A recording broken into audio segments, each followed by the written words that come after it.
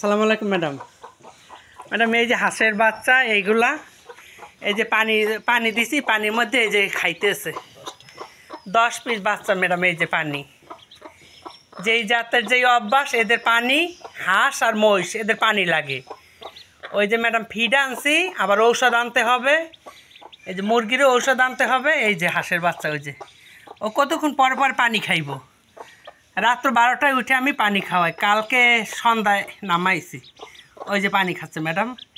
আর এই মা মুরগি, যে এই মা মুরগিতে হয়তো জুলুম হইলে 1 থেকে 1.5 মাসের মধ্যে আবার ও ডিম দিবে। এই মুরগিটা কিনছিলাম ম্যাডাম আমি 500 টাকা দিয়া। এই যে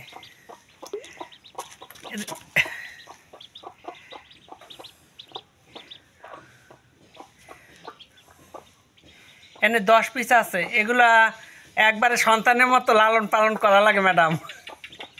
আমি তো জীবন জেলখানায় বন্দি ম্যাডাম। আমি তো ছুটির জন্য বাড়িতে কখনো বলি না, কিন্তু ঈদের পরে একবার যাবো।